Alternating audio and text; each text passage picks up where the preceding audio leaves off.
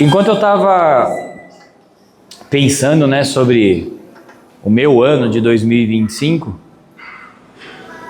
já faz umas 2 semanas sobre isso, eu comecei a identificar algo em mim e que eu gostaria de compartilhar com vocês essa manhã, que muitas vezes nós queremos coisas novas na nossa vida, nós queremos mudanças nas nossas vidas, nós desejamos transformações nas nossas vidas, mas nós queremos que isso aconteça sem que a gente abandone algumas coisas. E aí eu queria falar para você que isso é impossível. Isso é impossível. Eu já queria ter pregado essa mensagem alguns domingos atrás, mas eu falei, não, vou deixar para o último dia do ano, para o último domingo do ano. Porque se você quer viver uma vida diferente, hoje eu quero falar para você, está na hora de deixar para trás o que ficou para trás. E é sobre isso que nós vamos falar nessa manhã. Eu vou pedir para você fechar os seus olhos, nós vamos orar. Querido Deus, obrigado por essa manhã, obrigado porque estamos aqui reunidos e vamos agora ouvir a Tua palavra. Que o Senhor esteja nos ajudando a entender, a compreender. O Teu objetivo é que tenhamos vida e vida com abundância.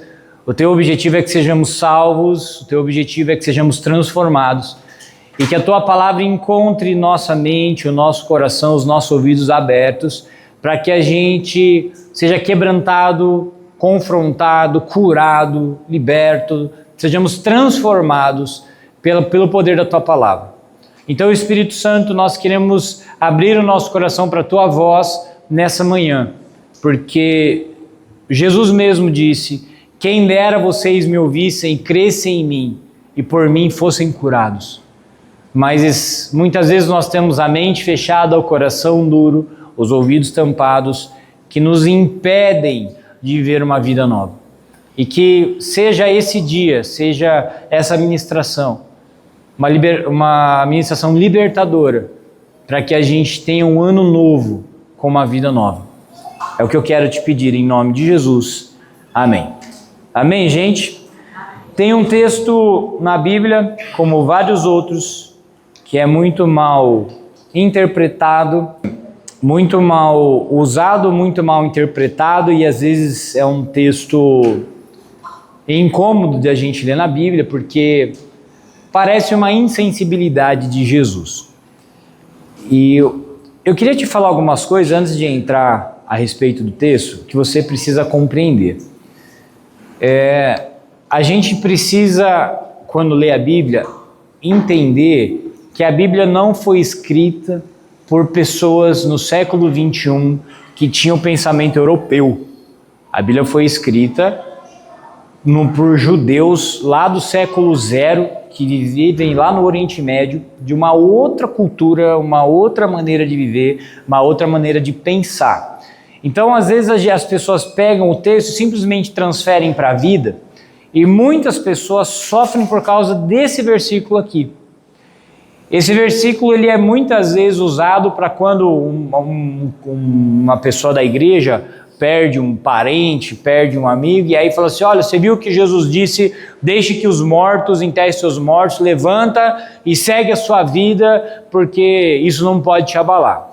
Mas não foi isso que Jesus disse. E o perigo da gente pegar recortes da Bíblia e colocar na nossa vida é que a gente acaba fazendo coisa errada com base na Bíblia, achando que foi Deus que falou.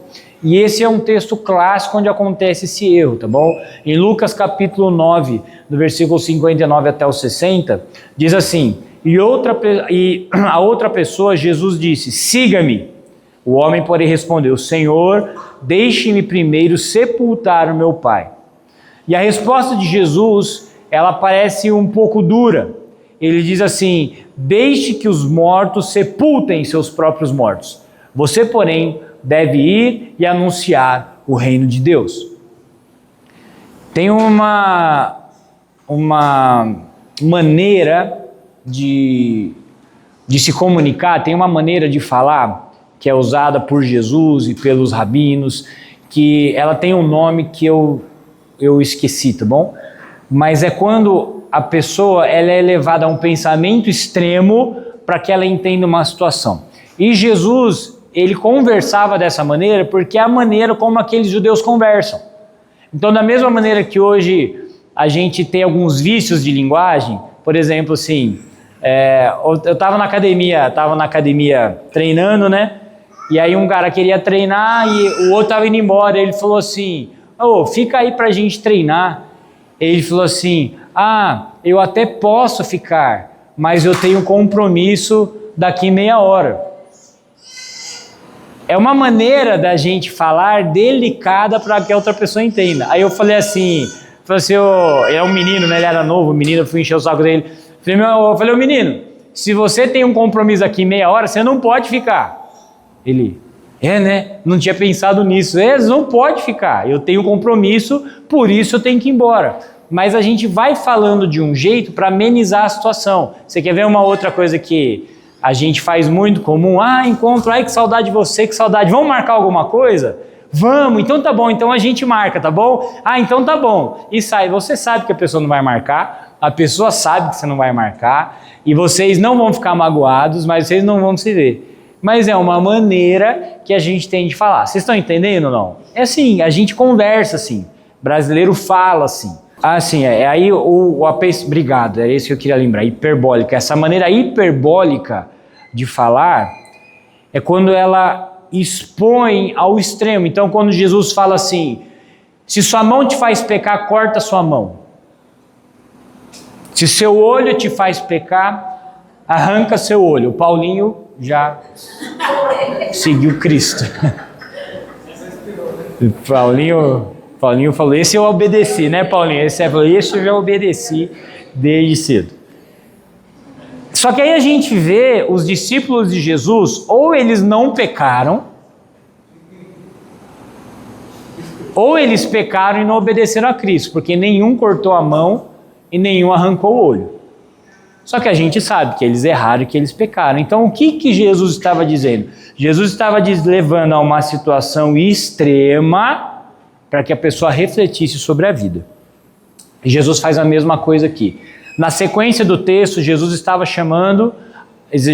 andando, algumas pessoas queriam seguir a Jesus, e Jesus estava chamando outras pessoas para segui-lo.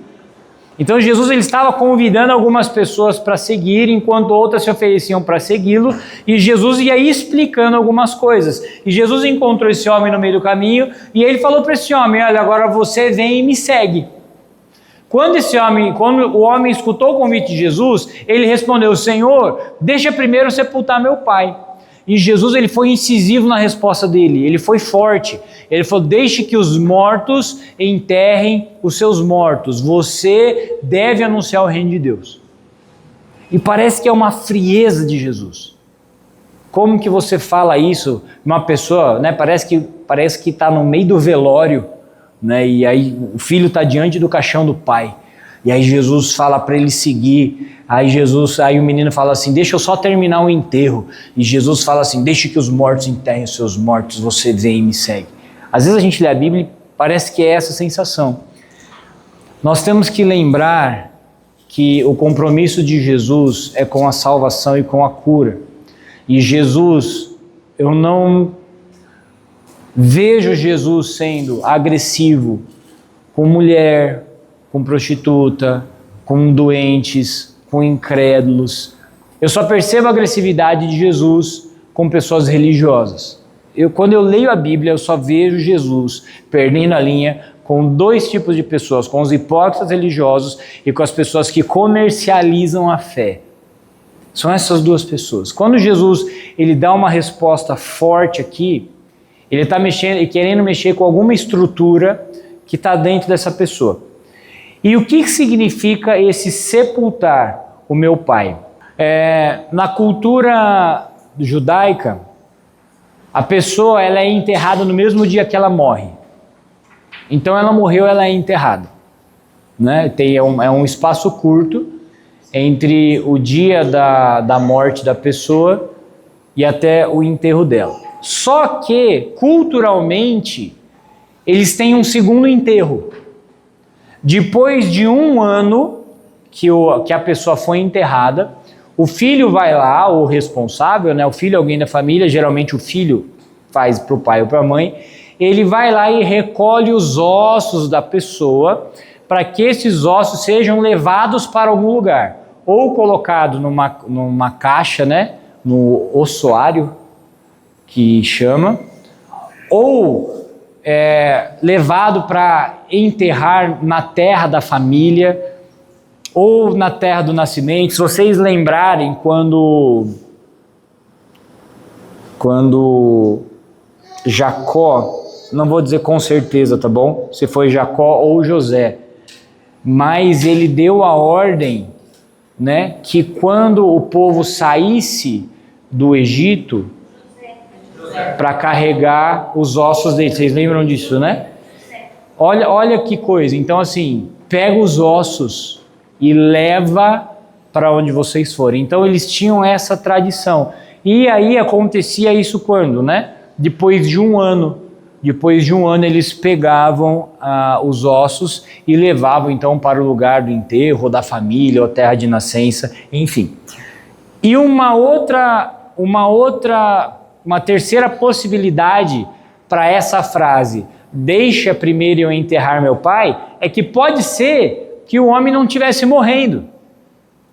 Então assim, deixa eu cuidar do meu pai, deixa eu ficar com ele até ele morrer, e depois que ele morrer, eu vou te seguir.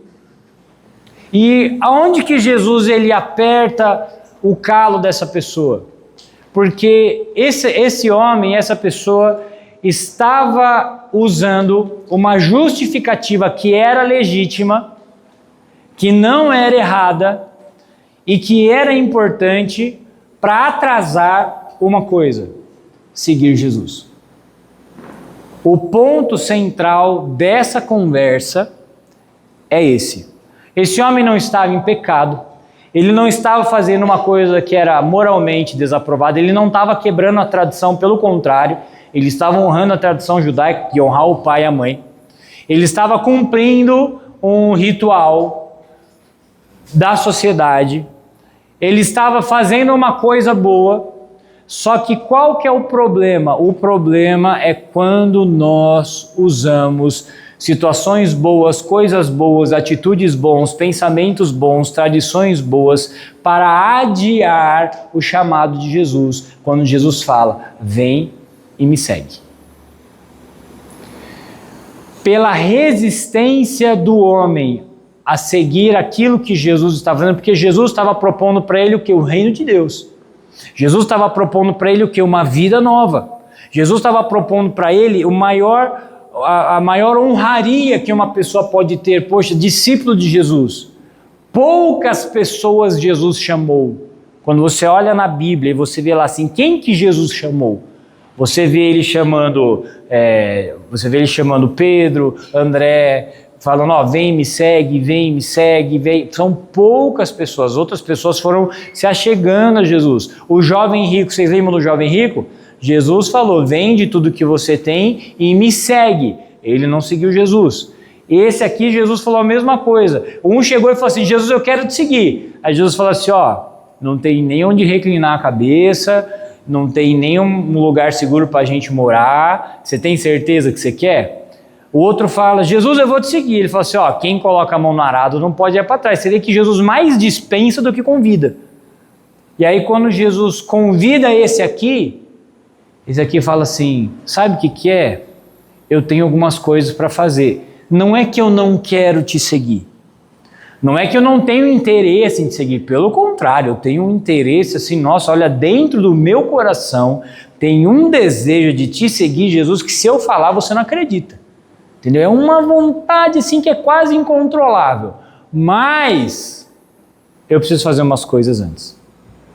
E aí Jesus ele bate o facão no meio do esconderijo desse cara. Jesus ele é hiperbólico. Muito obrigado. Jesus ele é incisivo. Jesus ele é chocante. Deixe que os mortos enterrem os seus mortos. Deixe o que ficou para trás ficar para trás. Quanto a você, vai, e anuncia o reino de Deus. E a Bíblia diz que o reino de Deus é amor, alegria e justiça no Espírito Santo. Então esse Jesus estava chamando essa pessoa para anunciar o amor, a paz, a alegria, a justiça no Espírito Santo, a ter uma vida nova. Mas por causa de coisas boas e tradições boas, esse homem estava atrasando o chamado de Jesus. Quando Jesus ele entra na nossa vida, ou quando a gente aprende sobre o reino de Deus, nós usamos uma palavra que é muito ruim para entender a nossa fé.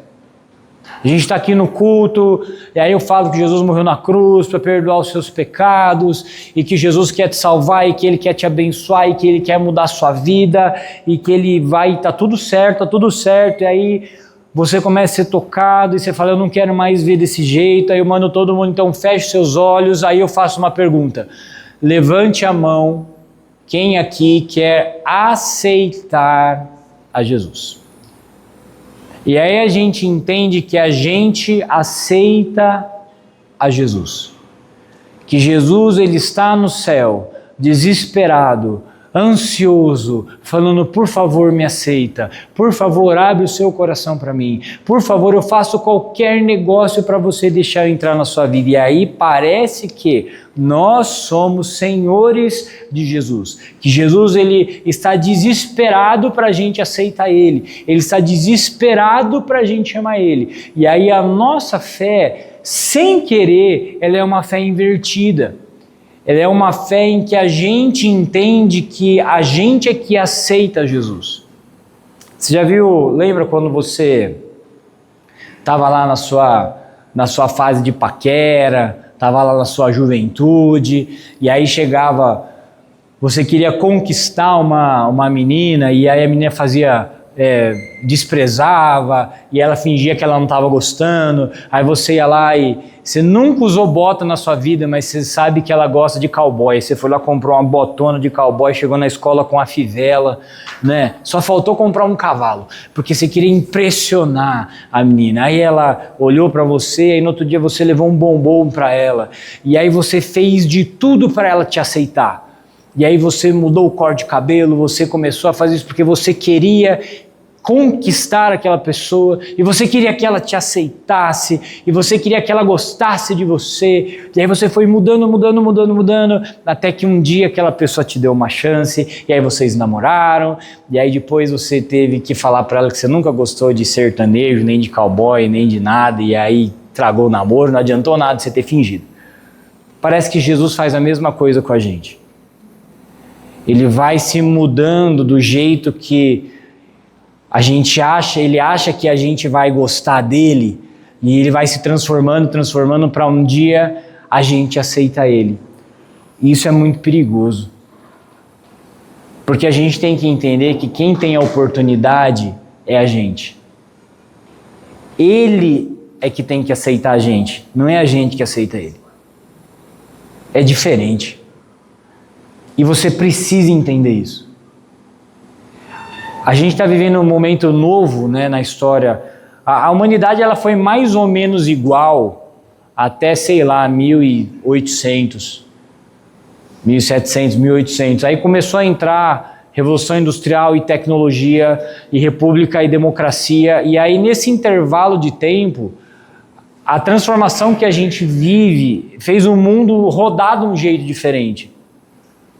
E hoje, e principalmente no sistema que a gente vive aqui no Brasil, em que tudo é personalizável, tudo tem que ser do seu jeito, tudo tem que ser do jeito que eu quero, do jeito que eu gosto, do jeito que eu não gosto, e aí os bancos, a telefonia, a internet, tudo vai fazendo de um jeito para a gente gostar daquilo, para a gente comprar aquele produto. Isso confunde a gente porque a gente transfere isso para Jesus também. A gente transfere isso para Jesus também, e a gente tem muita dificuldade de entender que Jesus ele é o Senhor. Ele é o Senhor. E Ele dá oportunidade para você mudar de vida. Ele dá oportunidade de te aceitar. Não é você que aceita Ele. É Ele que aceita você.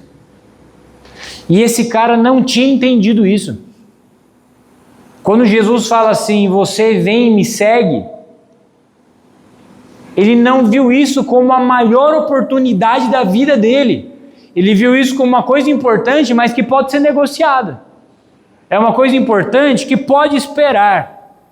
É uma coisa que é até legal, é uma boa oportunidade, mas que a gente pode deixar para depois. E muitas vezes a gente faz a mesma coisa. Jesus coloca diante de nós a oportunidade da mudança de vida, dos nossos pecados serem perdoados, das nossas vidas serem transformadas, da gente mudar a maneira como a gente vive, como a gente pensa, como a gente sente, como a gente entende, libertar a gente dos nossos pecados, dos medos, do vício, dos problemas. Ao invés da gente largar tudo e abraçar isso, a gente negocia. A gente fala, não é que é ruim e não é que eu não quero. Não estou dizendo isso, Jesus, pelo amor de Deus, não se sinta ofendido. Inclusive, das propostas que chegaram para mim, a sua é uma das melhores. Realmente, assim, olha, eu vou analisar com muito carinho. Mas eu preciso ver umas coisas antes. E Jesus, ele repete essa história, quando ele repete esse ensinamento, quando ele está contando uma história, ele fala que um rei fez uma grande festa, um rei preparou um grande banquete, um rei, o cara mais poderoso, o cara mais importante, e ele mandou os seus empregados fazerem convites, e os seus empregados foram fazer convites, e essas pessoas que eram as mais importantes, que foram convidadas primeiro, um a um começaram a dar uma justificativa. Sabe o que é? Eu casei, e agora eu não posso ir, porque eu casei. Aí ele foi para outro grupo de pessoas e eles falaram assim, não sabe o que é? Nossa, eu estou lisonjeado com esse convite. Mas eu comprei um gado, eu comprei uma junta de bois, eu comprei um carregamento de boi, eu preciso dar uma olhada. Preciso ver como é que os bichinhos estão, se eles vieram com qualidade e tal. Aí foi para outra pessoa, o rei convidou você e falou assim, não sabe o que é? Rapaz, eu acabei de comprar ali uns 50 alqueires de terra e eu tenho que ir lá conferir, assim, agora eu não posso ir para a festa do rei. Era o rei que estava chamando. E quando o rei chama, a gente larga tudo para obedecer. Era a oportunidade. E aí o que esse rei fez? Então aqueles que eu chamei não vão entrar. Vai na rua, chama os aleijados, os mancos, os pobres, os doentes, os ferrados da vida. Eles vão encher a minha festa, eles vão encher o meu reino. Mas aqueles que eu convidei não entrarão mais aqui. Sabe por quê? Porque é uma desfeita com o rei.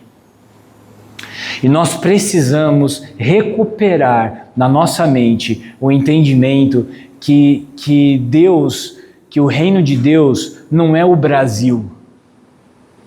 Que Deus não é o Lula ou o Bolsonaro, ou um dos nossos governantes, que a gente fala mal e xinga e critica e não quer nem saber porque sabe que é ladrão, que é corrupto, não quer nem chegar perto e não quer nem se envolver, porque a gente mistura muito essas coisas, porque a nossa imaginação, o nosso entendimento sobre o que é autoridade é muito confuso aqui.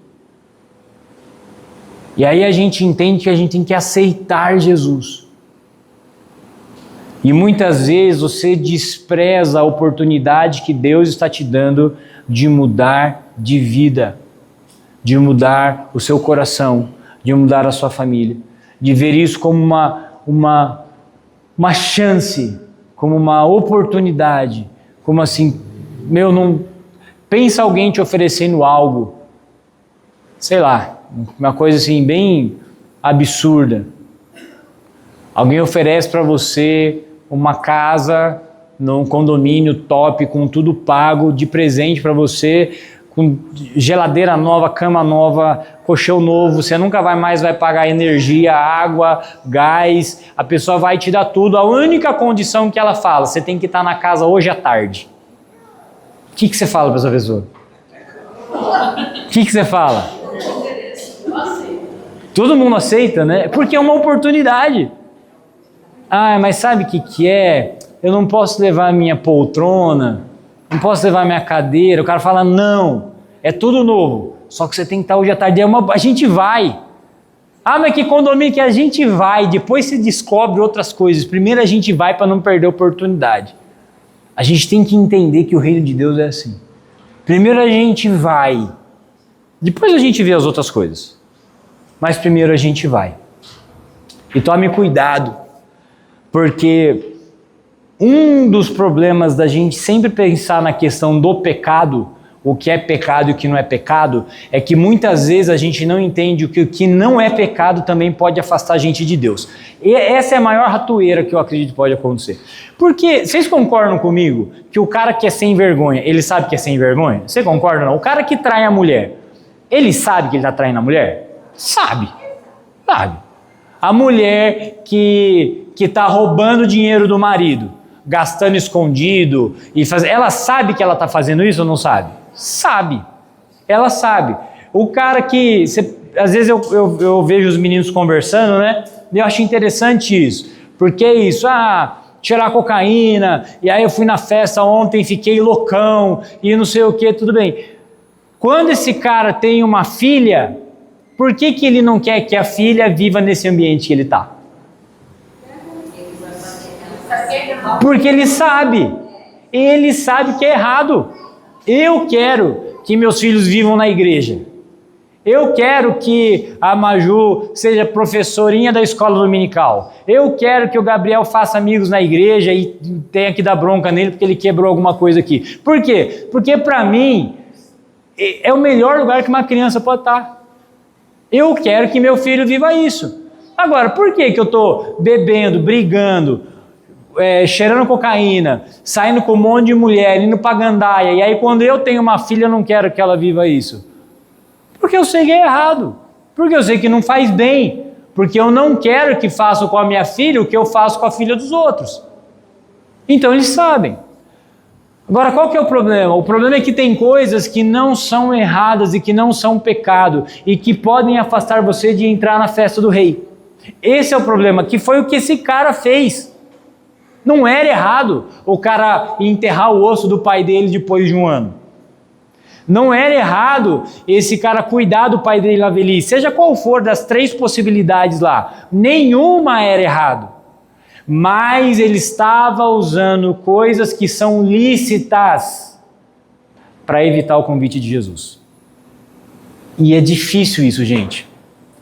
E essas muitas vezes é uma das conversas quando eu tenho que dar algum tipo de aconselhamento pastoral, que às vezes é mais ruim assim de dar, que é pior, porque geralmente quando a pessoa ela é crente, geralmente tem um perfil, quando a pessoa é crente, que nasceu em berço evangélico, ela tem muito definido na cabeça dela o que é pecado e o que não é pecado, e o que não é pecado ela não pratica. Então quando você vai falar com ela, o que ela rebate é assim, mas não é pecado. Mas mostra para mim na Bíblia onde é pecado. Mas por que isso é pecado? E aí ela usa coisas que são legítimas, coisas que são boas para fazer o mal. Ela usa desculpas de coisas que você não tem como argumentar. Só que aí ela usa essa situação para se esconder do convite de Jesus, que é se arrependa e muda de vida. Porque ela olha para ela e fala assim, eu não traio meu marido, eu não bebo, eu não fumo, eu não falo palavrão, eu não roubo, eu dou o dízimo e sou da intercessão. Pronto. Essa aí você não pega mais. E essas pessoas são as mais difíceis de se converter. Porque elas entendem que elas não estão fazendo nada errado, mesmo quando estão negando o convite de Jesus. Mesmo quando Jesus está falando para ela, vem e me segue, ela fala, não dá. Eu tenho muito compromisso, não dá. Eu nem acho que os outros não têm que seguir, mas agora eu não posso ir. E eu queria entrar num ponto delicado com vocês, e eu vou falar isso com muito cuidado. Mas muitas vezes, para você conseguir seguir Jesus, você vai ter que deixar as coisas que aconteceram no seu passado para trás. Eu vou falar isso com muito cuidado, porque a minha intenção não é que você se sinta acuado ou desrespeitado. Não quero tripudiar da sua dor. Eu não tenho essa característica do fundo do meu coração de pisar na dor das pessoas. Não tenho. Mas até a dor precisa ter um fim. Até a dor tem um limite. Quando a Bíblia fala o choro pode durar uma noite, mas a alegria vem pela manhã. O que a Bíblia nos revela é que a tristeza tem um limite e ela tem que acabar.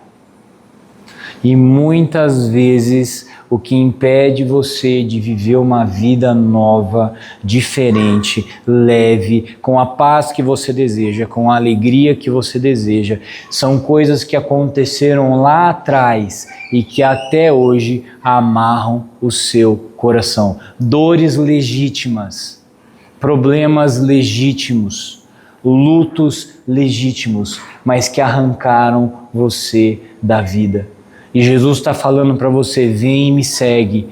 Aí você fala, não, mas sabe o que é? O meu pai, o meu filho, o meu casamento, a igreja que eu fui, o líder que eu fui, aquela pessoa que fez isso comigo, o meu negócio, o meu dinheiro, aquela falência. E Jesus está falando para você, deixe que os mortos enterrem os seus mortos. Vem e me segue. Vem e me segue. Às vezes, a morte atingiu a sua família.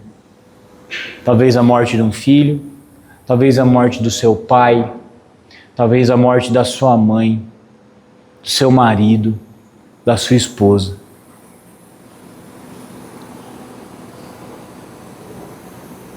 E por isso que eu quero falar isso com muito cuidado, e eu não quero ser mal interpretado. Eu nunca passei por uma dor assim, tá bom? Mas tem pessoas que perderam o pai e a mãe há 20 anos, há 30 anos. E até hoje a pessoa não se refez. Ela perdeu o pai, a mãe há 20 anos, e nesses 20 anos ela perdeu o casamento dela, perdeu o contato com os filhos, perdeu o contato com os netos, perdeu a formatura da neta, perdeu a formatura do filho, o casamento do filho, perdeu a vida, perdeu 20 anos da vida, porque a mãe dela morreu lá em 1987. Tem pessoas que perderam um filho numa morte horrível e trágica, que eu acho que nenhum pai deveria passar. Mas essa morte não cicatriza no coração, e essa mãe e esse pai perdem o filho que está vivo, a filha que está viva, porque ficam sentindo a dor da morte, que aconteceu há 8, 6, 10, 12 anos. E aí o filho que está vivo, além de ter perdido o irmão, ficou órfão do pai e da mãe, porque o pai e a mãe não vivem mais. Porque são consumidos pela dor, porque são consumidos pela morte. Eu conheço uma pessoa pela qual eu tenho assim, um carinho enorme, assim, é uma das pessoas mais bondosas que eu conheço. Mas eu acho que os pais dele já morreram. Eu conheço ele há uns 10 anos. E eu acho que deve ter morrido há uns 15 anos já. 18 anos talvez. E ele continua vivendo a morte do pai e da mãe. Ele continua. Ele definhou. Ele não construiu nada. Até hoje, quando ele fala do papai e da mamãe, ele chora. Ele tem o sapato que a mãe dele usou a última vez, a camisa que o pai usou a última vez. E ele não viveu. E ele não viveu.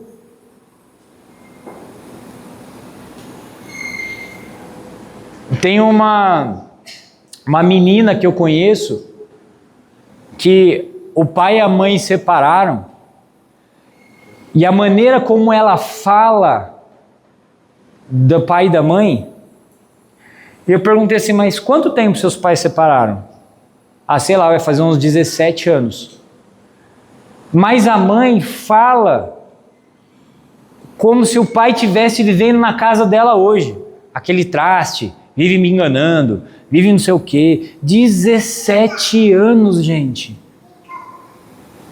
A menina tinha 12, 15, ela tem 30 e poucos anos hoje. E a mãe ainda revive aquele casamento que acabou há 17 anos. 17 anos. Tem gente que perdeu a empresa, faliu a empresa por vários motivos. Pode ter sido incapacidade sua, pode ter sido o seu sócio que te traiu, te enganou, pode ter sido que bem na época teve um plano do governo, teve uma mudança na economia, teve uma crise, enfim, e você perdeu, faliu, quebrou. Mas isso já aconteceu há 30 anos. E você nunca mais voltou a sorrir, nunca mais voltou a ser alegre, nunca mais voltou a ser paz. Porque na década de 70, sim, você era feliz. Porque se isso não tivesse acontecido, hoje eu ia estar aqui com a minha BMW, eu ia estar com a minha caminhonete, porque a fazenda que eu perdi, porque não sei o quê. E fica vivendo o que aconteceu lá atrás. Às vezes um acidente que você sofreu, que a pessoa sofreu, que trouxe alguma sequela, alguma coisa, e a pessoa fica revivendo como seria a vida dela se ela não tivesse sofrido aquele acidente, se ela não tivesse ido. Estava conversando isso com quem? Estava conversando com o Fabinho da Dani. Estava andando de cavalo com o filho dele, quantos anos ele tinha quando caiu do cavalo, vocês lembram? Tinha 4, entre 4 e 18 anos tinha a criança quando caiu do cavalo. Tinha entre 4 e 18 ele tinha. Ele tinha acho que uns 6 anos, estava andando de cavalo, a cavalo, né? Andando a cavalo. E aí a gente estava lembrando dessa história no domingo passado que a gente se encontrou. Hoje o menino já está grande, tem acho que 10 anos. Aí eu falei, o que aconteceu, Fabinho? Como é que foi? Aí ele falou que eles estavam indo, ele estava num cavalo com o sobrinho, e o filho dele já gostava de cavalo e tal, tinha 6 anos, estava no outro cavalo. E aí ele falou assim, aí ele foi tocar os boi para levar Obrigado, gente, pro curral. Muito obrigado, hoje minha cabeça está meio ruim. Foi levar pro curral, e aí quando ele entrou no meio dos bois, saiu metade e a metade ficou. Ele deu a volta. Ele falou assim, aí ele falou, não, só que o cavalo, ele é um cavalo que já está habituado a fazer isso. Então, o Luca foi meio rápido, e aí quando chegou lá no ponto, eu não entendo nada disso, tá bom, gente? Eu estou tentando explicar como eu entendi a história. O cavalo já virou pro lado do boi, só que o que aconteceu? Ele estava mole em cima do cavalo. Quando o cavalo virou para lá, o menino caiu de cabeça e bateu a cabeça no chão duro, na terra dura, e aí ele desmaiou. Né, e aí eles estavam lá, e aí inchou a cabeça dele e tal, e aí sim, foi uma situação muito assustadora, tiveram que correr para a Unimed, enfim, depois ficou tudo bem. Mas por que eu estou falando isso? Porque quando a gente estava conversando disso, ele começou a falar assim, Denão, mas aquele dia lá, eu já estava indo embora para casa, e ele falou, papai, vamos lá andar a cavalo. Ele falou assim, poxa, se eu não tivesse ido, isso não teria acontecido. Aí ele falou assim, aí quando a gente chegou em tal lugar, eu podia ter colocado ele no meu cavalo, mas aí ele pediu para ir no cavalo dele. Mas se eu tivesse com o meu cavalo, isso não tinha acontecido. E aí ele começou a falar várias coisas que se ele tivesse feito, isso não teria acontecido. E a gente vai construindo essas coisas. Eu falei assim, Fabinho, deixa eu fazer uma pergunta. Quantas vezes no fim da tarde, que você já estava na fazenda, você estava indo embora, e o Luca falou para você, papai, vamos lá guardar os boi, eu vou mandar de cavalo. Ele falou assim, cara, quase todo final de semana ele fazia isso. Eu falei, você tá vendo? Em 100 dias, não aconteceu. Nesse dia aconteceu. E a culpa não é sua. Não é porque nesse dia se você tivesse fechado a porteira, nesse dia se o boi não tivesse no pasto, nesse dia se você tivesse ido embora, nesse dia algumas coisas, irmãos, simplesmente acontecem e não é culpa de ninguém. E não é culpa de ninguém. O que a gente precisa entender? Tem situações que a gente tem que aceitar. A gente quer entender. A gente só tem que aceitar. Tem uma frase que é muito importante a gente ter na nossa cabeça. Ela é muito profunda. E ela diz assim, que merda acontece. Shakespeare. Merda acontece. Vai dar merda. Isso é verdade. Capitão Nascimento. Mas aí já é uma profecia, né? E você precisa entender isso. Tem coisa que não é culpa sua, tem coisa que não é culpa do outro. Naquele dia, se o cavalo tivesse doente, se o boi não tivesse lá, se não tivesse não sei o que, se não tivesse, gente, acontece. E sabe qual que é o problema? A gente não quer aceitar que acontece.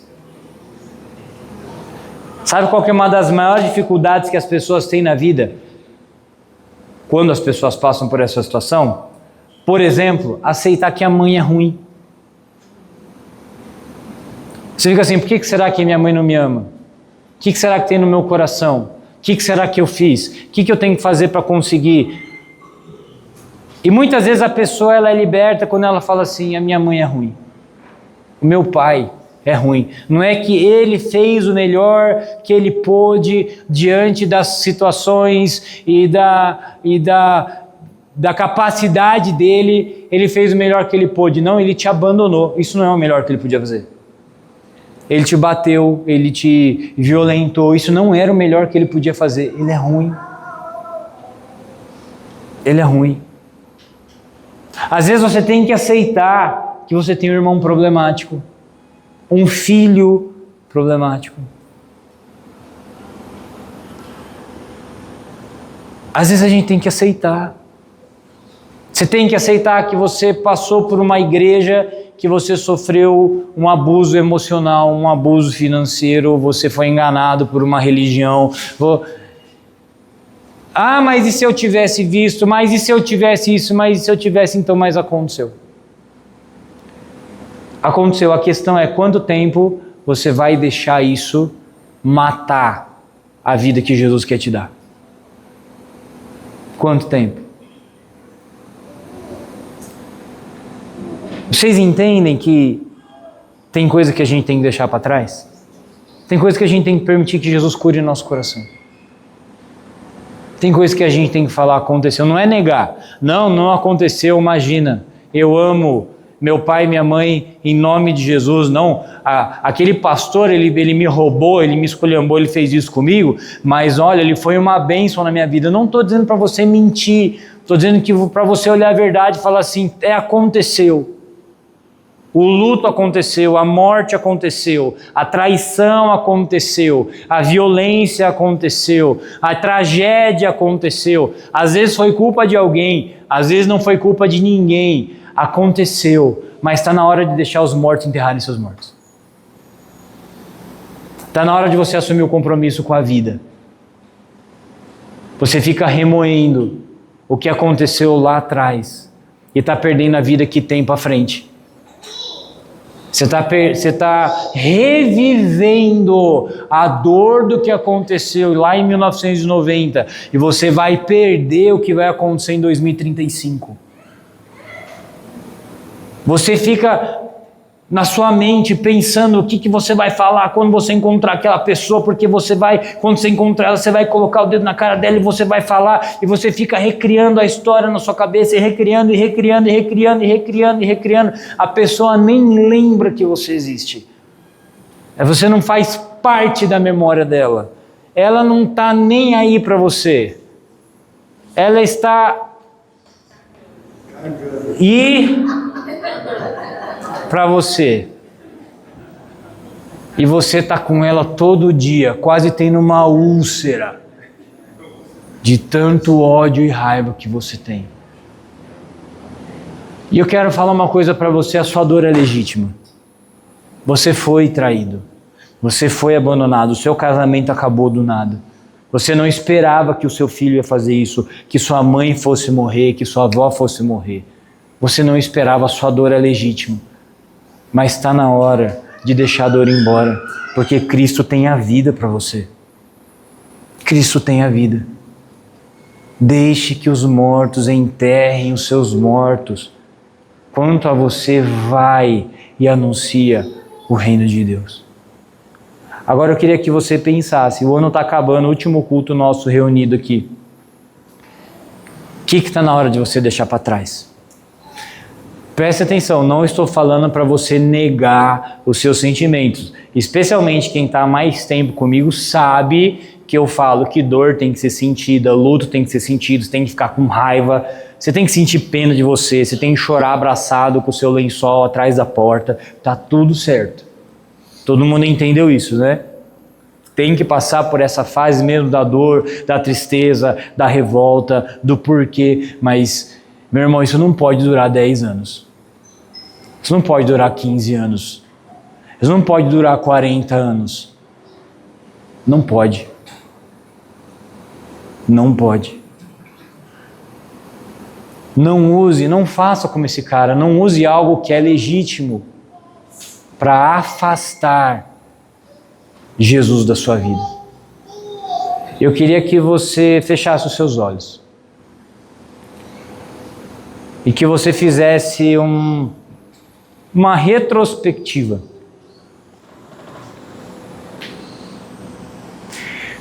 O que está podre aí no seu coração faz tempo?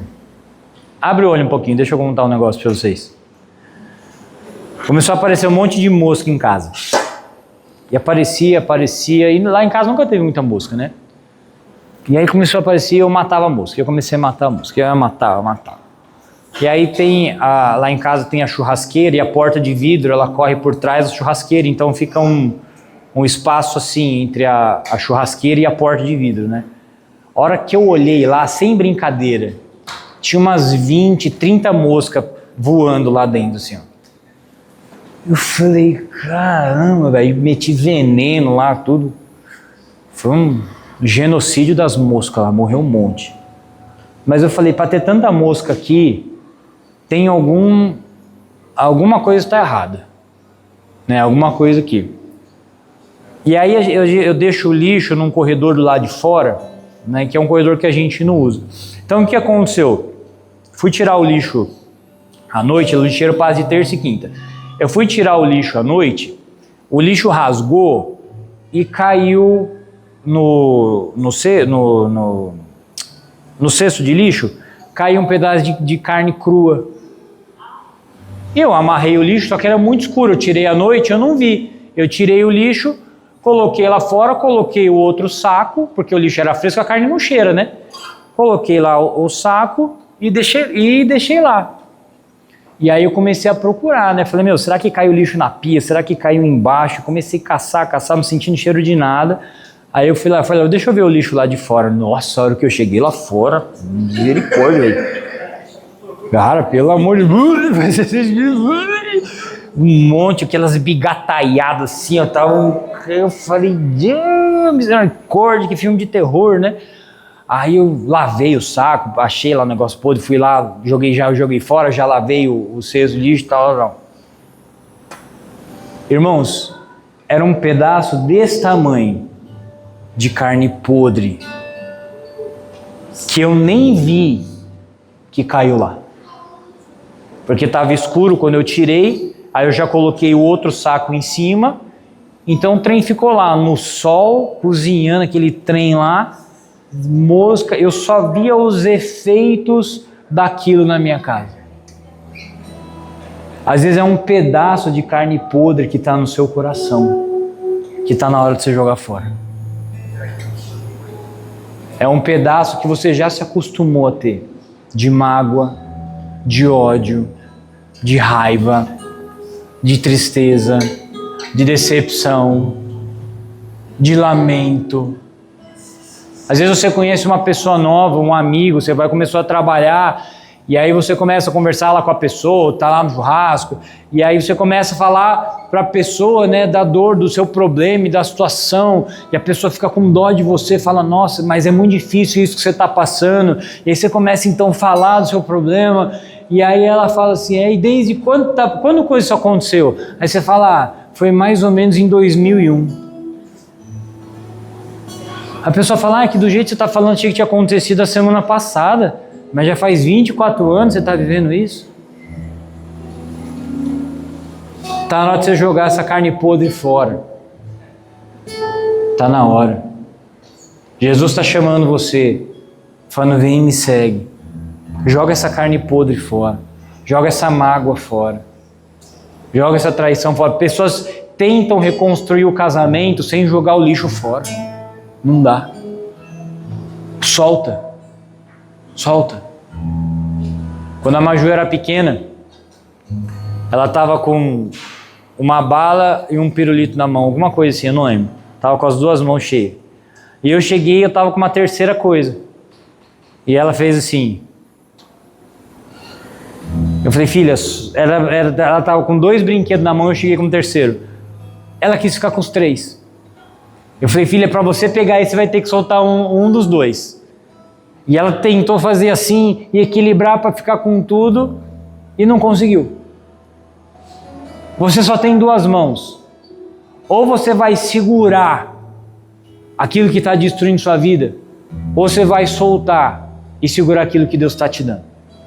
Você vai ter que fazer essa escolha. Não dá para você segurar a mágoa, o ódio, a decepção, a traição, o divórcio, o luto, e você ficar 10, 20, 30 anos vivendo com isso e Deus querendo te dar amor, te dar paz, te dar perdão, te dar uma família nova, te dar alegria com seus filhos, com seus netos, com seu marido, com a sua esposa, e você carregando tudo isso. Não dá. Não dá.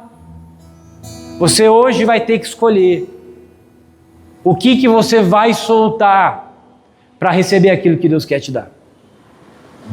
É uma escolha. E por que eu quis fazer essa ministração hoje? Porque sendo o último culto do ano, eu acho que tem toda aquela questão vamos começar um ano novo diferente, a partir de 2026 tudo vai ser diferente, as expectativas se renovam. E eu queria aproveitar esse sentimento para falar para você, solta.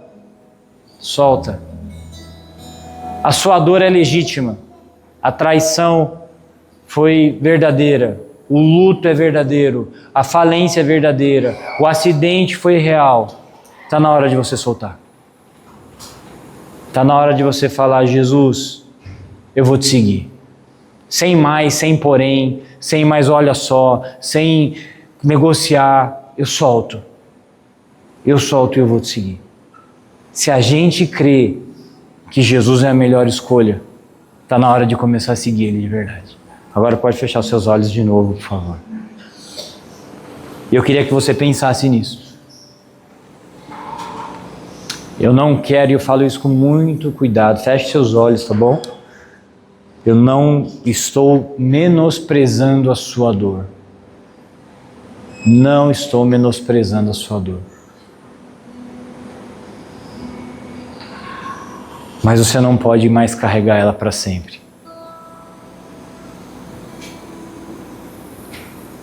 Deus está te dando uma vida. Ah, mas como você sabe que eu tenho uma vida, Denon? Ué, se eu não tivesse, eu não estava aqui. Estava morto.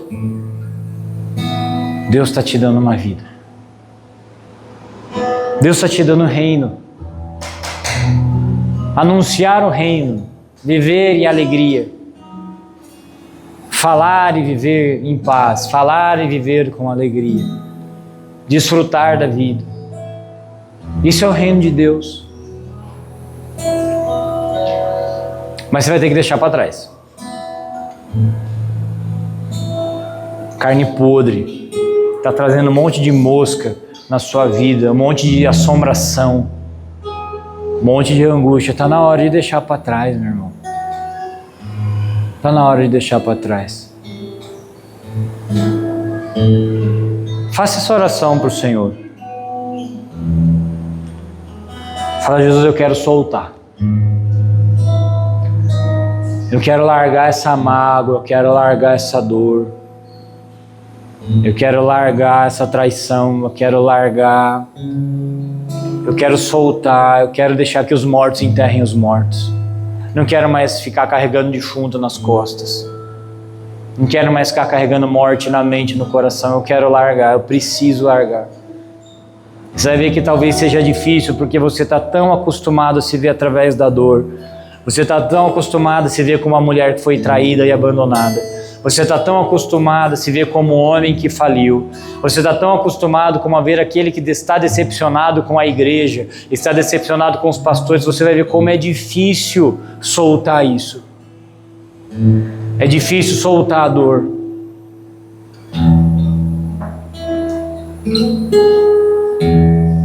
Mas está na hora de soltar. Para você ser uma mulher leve, nova, feliz. Para você ser um homem novo, equilibrado, saudável, alegre. Está na hora.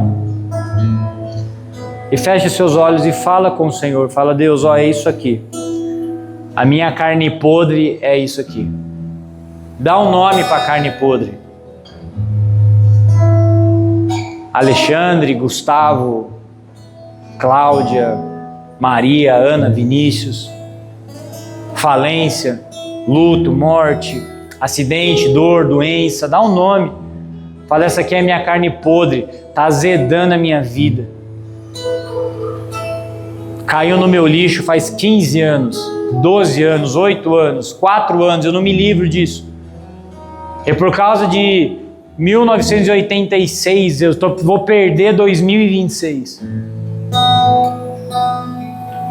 Jesus é o Jesus que liberta, que transforma e que cura.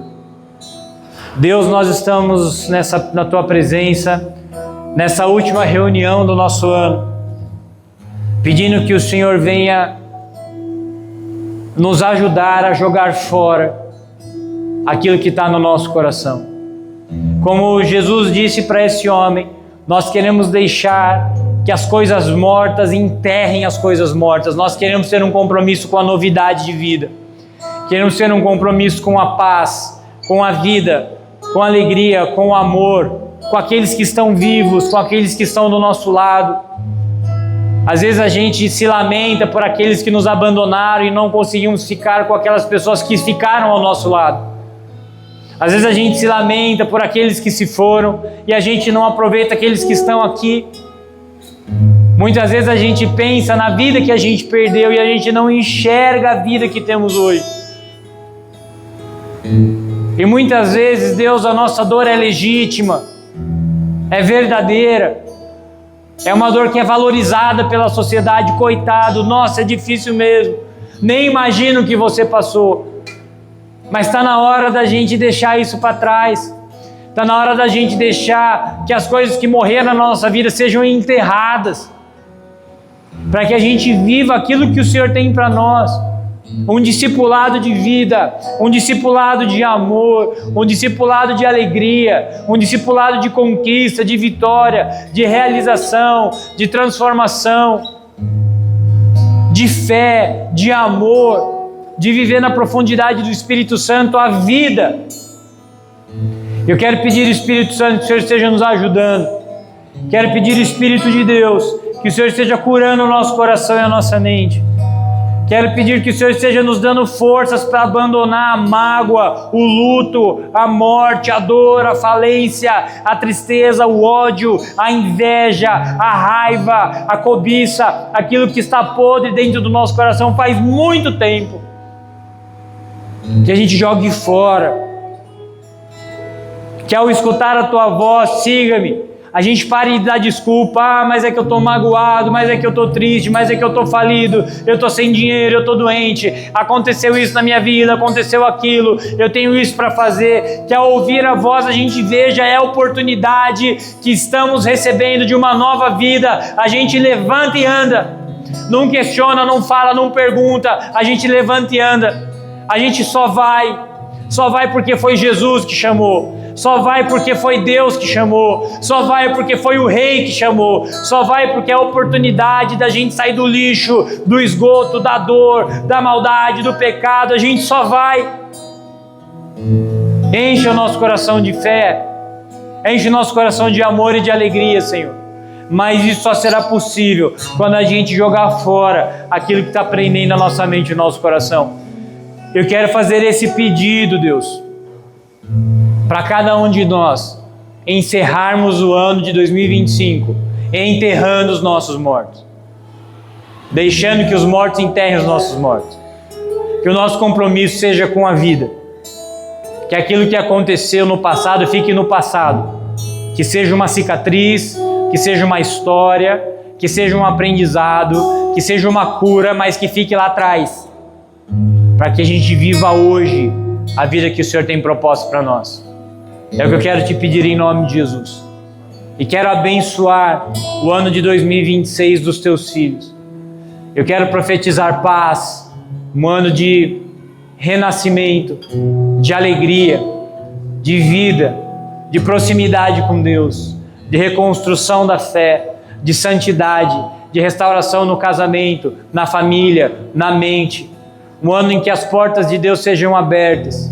Um ano em que haja vitória sobre o inimigo, sobre o diabo, sobre o mundo. Que no meio dos conflitos que teremos em 2026, que os teus filhos sejam guardados, protegidos e abençoados por ti. Que eles vejam a tua boa mão cobrindo, protegendo, livrando, abençoando, em nome de Jesus. Em nome de Jesus. Que a tua boa mão esteja estendida sobre eles.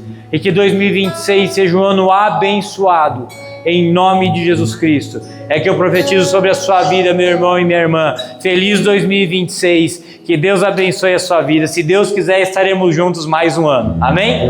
Vamos aplaudir a Jesus aqui. Muito obrigado. Um beijo no seu coração. E até o ano que vem.